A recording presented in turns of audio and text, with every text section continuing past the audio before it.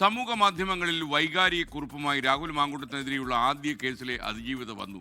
ദൈവത്തിന് നന്ദി, സ്വർഗത്തിൽ നിന്ന് മാലാഖ കുഞ്ഞുങ്ങൾ ക്ഷമിക്കട്ടെ എന്നും അതിജീവിത പറയുന്നു. ശരിക്കും പറഞ്ഞു കഴിഞ്ഞാൽ ഒരു പെൺകുട്ടി അനുഭവിച്ച ദുരന്തം മുഴുവൻ ആ കാവ്യശകലത്തിലുണ്ട് എന്ന് നമ്മൾ മനസ്സിലാക്കുന്നു. ആ കുറിപ്പ് ശരിക്കും നമ്മുടെ നെഞ്ചു പിളർന്ന് കയറുന്ന കുറിപ്പ് തന്നെയാണ്.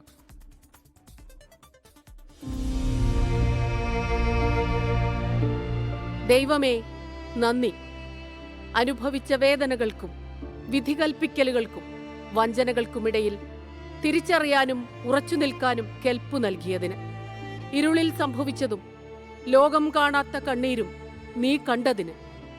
ഞങ്ങളുടെ ശരീരങ്ങൾ ക്രൂരമായി പിച്ചി ചീന്തുമ്പോഴും കുഞ്ഞുങ്ങളെ ബലമായി തട്ടിയെടുക്കുമ്പോഴും ചേർത്തു പിടിച്ച ദൈവമേ, സ്വർഗത്തിലിരുന്ന് ഞങ്ങളുടെ മാലാഖ കുഞ്ഞുങ്ങൾ ഞങ്ങളോട് ക്ഷമിക്കട്ടെ.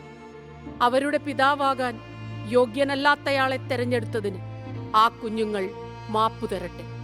ഞങ്ങളെ സംരക്ഷിക്കാൻ കഴിയാത്ത ലോകത്തിനപ്പുറം ആ പൊന്നുമക്കളുടെ ആത്മാക്കൾ സമാധാനത്തോടെ വിശ്രമിക്കട്ടെ.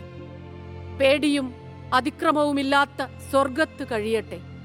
പൊന്നോമനകളെ, ഈ നൊമ്പരപ്പിടച്ചിൽ നിങ്ങളോടെല്ലാം പറയും.